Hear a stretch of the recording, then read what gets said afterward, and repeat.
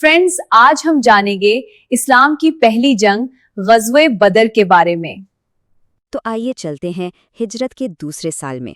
ज़रा तसव्वुर करें, मदीने में एक छोटी सी नई बनने वाली मुस्लिम कम्युनिटी है और दूसरी तरफ मक्का का ताकतवर कबीला कुरैश, जो इनके वजूद के लिए एक बहुत बड़ा खतरा बना हुआ है। तारीख ना एक ऐसे मोड़ पर थी जहां से सब कुछ बदलने वाला था। अच्छा, तो ज़रा मैदान की सूरत हाल को देखते हैं। एक तरफ कौन है? 313 मुसलमान, और उनके पास है क्या?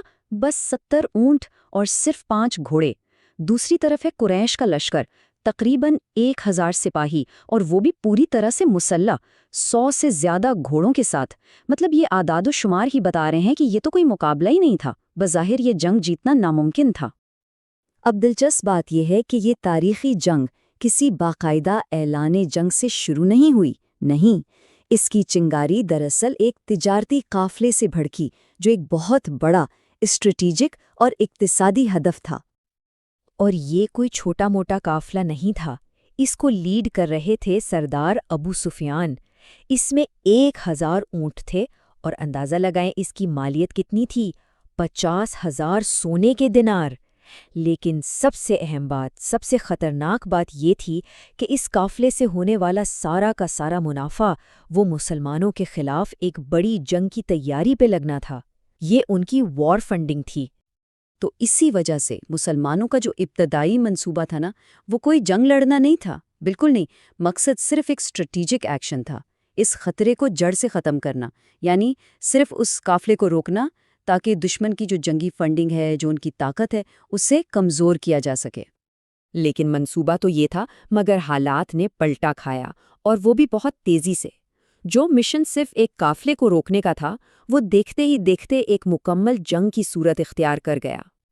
हुआ ये कि अबू सुफियान को भंग पड़ गई कि मुसलमान आ रहे हैं। उसने फौरन मदद के लिए मक्का एक कासिद दौड़ाया। कुरैश ये सुनते ही गुस्से से आग बगूला हो गए और अपनी पूरी फौज इकट्ठी कर ली। अब देखें, काफिला तो उनका बचकर निकल गया, लेकिन अबू जहल, जो इस लश्कर को लीड कर रहा था, उसने तकब्बुर में आकर कहा, नहीं, हम वापस नहीं जाएंगे, हम जंग करेंगे। तो काफिला बचने के बावजूद उन्होंने जंग का फैसला कर लिया। तो अब सूरत हाल क्या थी? काफिला जा चुका था और सामने से एक बहुत बड़ी फौज आ रही थी। मिशन वो तो पूरी तरह बदल चुका था।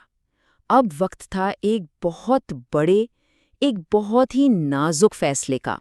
याद तादाद कितनी थी? सिर्फ 313। और उनका सामना किससे था? एक ऐसी फौज से जो तादाद में उनसे 3 गुना ज्यादा थी और हथियारों में तो कहीं ज्यादा बेहतर थी। ऐसे में जब फैसला होना था कि क्या करें, मुहाजिरीन में से मिक़दाद बिन अम्र खड़े हुए और उन्होंने वो तारीखी अल्फाज कहे जिन्होंने सब कुछ वाज़े कर दिया। उन्होंने कहा, हम मूसा अलैहिस्सलाम की कौम की तरह ये नहीं कहेंगे कि आप और आपका रब जाकर लड़ें। नहीं, बल्कि हम आपके दाएं भी लड़ेंगे और बाएं भी, आपके सामने भी और आपके पीछे भी। क्या ज़बरदस्त ऐलान वफादारी था ये! और बात यहीं ख़त्म नहीं हुई। इसके फ़ौरन बाद मदीना के अंसार की तरफ से साद बिन मास खड़े हुए और इस अज़्म को और भी पक्का कर दिया। उन्होंने कहा, उस ज़ात की कसम जिसने आपको हक के साथ भेजा है, अगर आप हमें समुंदर में कूदने का भी हुक्म दें तो हम आपके साथ कूद जाएंगे। मतलब मुहाजिर और अंसार सब एक थे। तो जब ईमान और इत्तेहाद का ये आलम था, तो ये छोटी सी फौज पूरे अज़्म के साथ बदर के मैदान की तरफ बढ़ गई। वो जगह जहां अब सिर्फ हिम्मत नहीं, बल्कि हिकमत अमली ने भी फैसला कुन किरदार अदा करना था।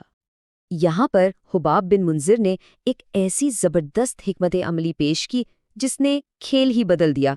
उन्होंने कहा, दुश्मन के करीब तरीन कुएं पर कब्जा करते हैं, उसका सारा पानी एक हौज में जमा कर लेते हैं और बाकी सारे कुएं मिट्टी से भर देते हैं। इसका नतीजा, दुश्मन की पूरी फौज के पास पीने के लिए पानी ही नहीं होगा। सोचें, अभी एक भी तलवार नहीं चली थी और मुसलमानों को एक बहुत बड़ी स्ट्रेटेजिक बढ़तरी मिल चुकी थी। जंग का आगाज हुआ अरबों की पुरानी रिवायत के मुताबिक, यानी 1-on-1 मुकाबले। 3 मुसलमान चैंपियंस हमजा, अली और उबैदा मैदान में उतरे और उन्होंने कुरैश के बेहतरीन जंगजुओं को एक एक करके शिकस्त दे दी। ये सिर्फ एक जीत नहीं थी, ये लड़ाई के शुरू होते ही दुश्मन के हौसले पर एक कारी ज़र्ब थी। اور جب جنگ اپنے عروج پر تھی، جب ہر طرف گھمسان کا رن پڑا تھا، تو اس وقت پیغمبر اسلام صلی اللہ علیہ وآلہ وسلم نے وہ دعا کی جس سے اس جنگ کی اصل اہمیت کا پتہ چلتا ہے۔ انہوں نے کہا، اے اللہ، اگر آج یہ مٹھی بھر جماعت ختم ہو گئی تو پھر زمین پر تیری عبادت کرنے والا کوئی نہیں رہے گا۔ اور پھر آیا وہ لمحہ، وہ ٹرننگ پوائنٹ۔ نبی اکرم صلی اللہ علیہ وسلم نے مٹھی بھر کنکریاں اٹھائیں اور انہیں دشمن کی صفوں کی طرف پھینکا۔ ایک چھوٹا سا عمل تھا، لیکن اسی کے ساتھ ہی قریش کے لشکر میں ایسی بھگدڑ مچی، ایسی گھبراہٹ پھیلی کہ ان کے پاؤں اکھڑ گئے۔ اس واقعے کے بارے میں قرآن میں بھی ذکر ہے، جو اس ظاہری عمل کو اللہ کی مدد سے جوڑتا ہے اور اسے ہی دشمن کی شکست کی اصل وجہ قرار دیتا ہے۔ فرمایا گیا، اور جب آپ نے پھینکا تو در حقیقت آپ نے نہیں پھینکا، بلکہ وہ اللہ تھا جس نے پھینکا۔ تو نتیجہ یہ نکلا کہ قریش کی اتنی بڑی فوج اپنے تمام تر ساز و سامان کے باوجود میدان چھوڑ کر بھاگ کھڑی ہوئی، اور مسلمانوں کو ایک ایسی فیصلہ کن فتح ملی جس کی گونج پورے عرب میں سنی گئی۔ اور اس شکست میں جنگ کے بڑے بڑے منصوبہ ساز، خاص طور پر قریش کا سردار ابو جہل، وہ بھی میدان جنگ میں مارا گیا۔ اس کی کہانی بھی بڑی عجیب ہے۔ اسے پہلے 2 نوجوان لڑکوں نے شدید زخمی کیا اور پھر عبداللہ بن مسعود نے اس کا کام تمام کیا۔ تو اس ایک جنگ کے بعد کیا بدلا؟ سب کچھ۔ قریش کی لیڈرشپ ختم ہو گئی۔ مسلم کمیونٹی جو ایک بہت بڑے خطرے کی زد میں تھی، وہ محفوظ ہو گئی۔ پورے عرب کا پاور بیلنس وہ مسلمانوں کے حق میں شفٹ ہو گیا۔ اور ایک اور حیرت انگیز بات، نبی اکرم صلی اللہ علیہ وسلم نے جنگ سے پہلے ہی بتا دیا تھا کہ کون سا سردار کس جگہ مارا جائے گا، اور وہ پیشن گوئیاں حرف بہ حرف سچی ثابت ہوئیں۔ تو آخر میں ایک سوال رہ جاتا ہے کہ ہوتا کیا ہے جب پختہ یقین اور بہترین حکمت عملی اپنے سے کئی گنا بڑے مادی طاقت سے ٹکراتی ہے؟ اس سوال کا جواب شاید آج بھی بدر کا میدان ہی دیتا ہے۔ اگر آپ ہمارے چینل پر نئے ہیں تو لائک، شیئر اور سبسکرائب کریں، نوٹیفیکیشن آن کر دیں تاکہ ہر نئی ویڈیو آپ تک پہنچ سکے۔